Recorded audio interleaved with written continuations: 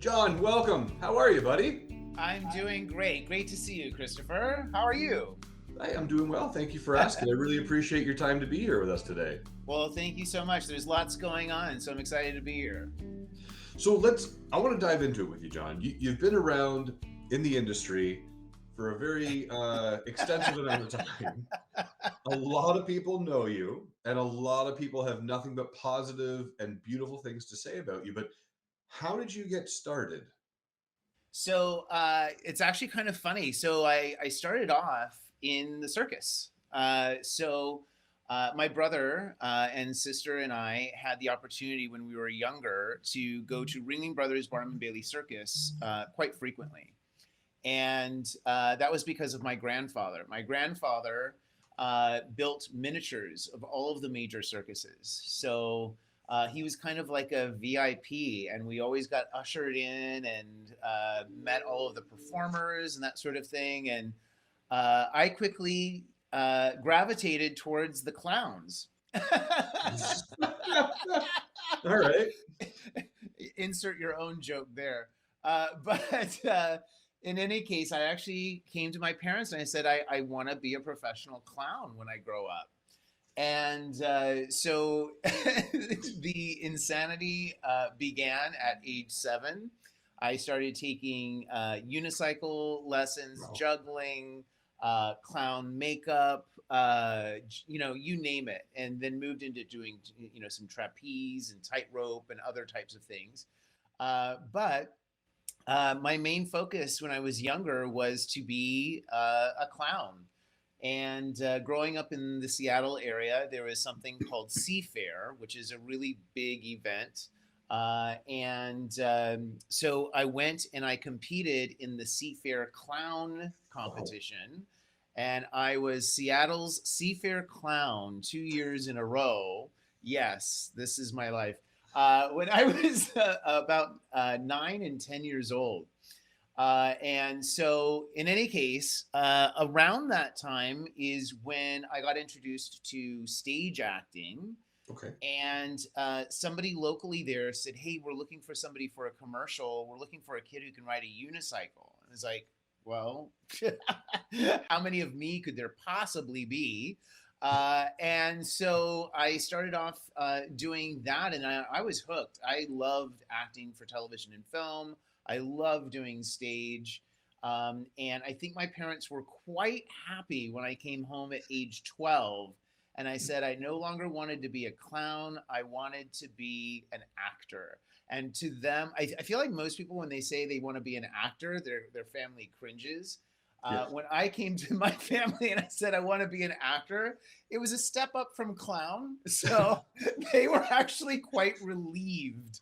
So I think I have one of the few families that was just so thankful that I wasn't going to be a clown, that they really got behind me and supported my acting career. So that's how I got started. So I want to ask, did you have a clown name? I did. I had a few, Okay. But for whatever reason, I believe Pinky. I was Pinky the Clown, which I don't know why that came out. But in any case, I had a really great mentor. His name was Dino the Clown. And Dino still performs and is a local celebrity in the Seattle area. But he came to my birthday party, and I reached out to him when I was 10 years old, and I said, I would like to be your apprentice. Nice. I would like for you to mentor me. And he was like, what? That has never happened before. And so I started working with him, and I got to tell you, I learned a lot from him. Number one, the thing that I think that is so spectacular about Dino is he's never touched a drop of alcohol or drugs. He knew that when he was going to be working with kids, he wanted to be a really positive role model. So that's something that's pretty remarkable about him.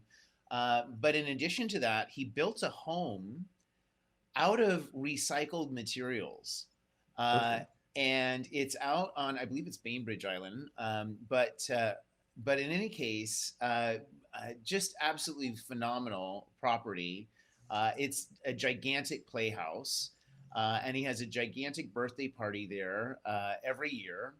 And I remember one year, my dad, because he was a pilot, actually flew Dino the Clown over his property, and he parachuted into his own birthday party. Wow.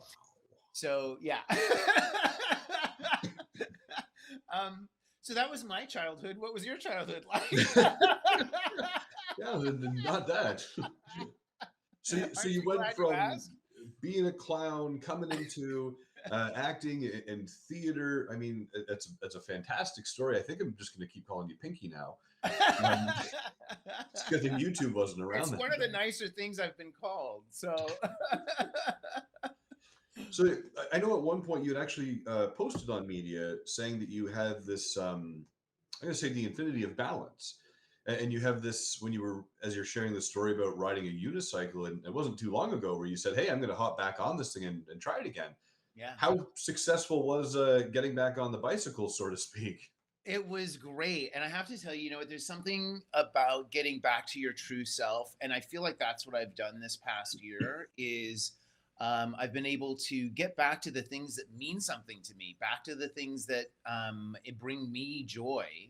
And for a long time, that just wasn't a possibility. So I've really enjoyed it. I did get back on the unicycle. I am fine. Unfortunately, the wheel because I have had, to be fair, I've had that unicycle since I was 10. So that means I got that for my 10th Christmas. When I was 10 years old, I got a 5-foot unicycle. What did you get for your Christmas? So I started riding it then, and I've had that unicycle. That unicycle has graced many stages all across North America in different stage productions, including the Village Theater for Carnival. It also, I think I wrote it in Babes in Arms too. But in any case, yeah, it's been all over the United States. It's made it here. I performed in Canada for Fashion Cares when they did Circus here in Toronto. I was the one riding the 6-foot unicycle right down the middle of the runway. And I had stilt walkers behind me and that sort of thing.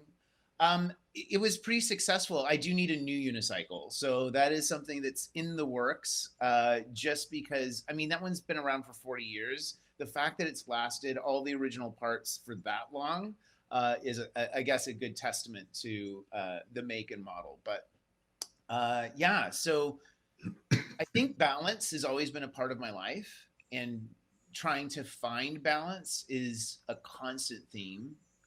It's certainly not a destination; it's a journey. But and I find that even now, just with trying to find the balance between my work and my personal life. Right now, my personal life is my work life,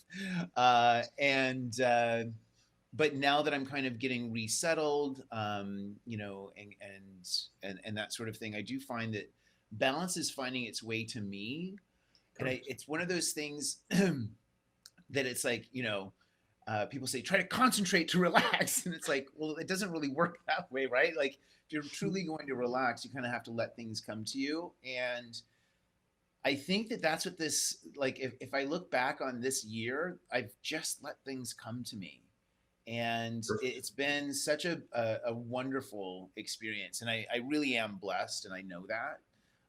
Including having you in my corner and being able to work with you and call on you for collaboration, inspiration, or You're giving me a lot of credit there, John.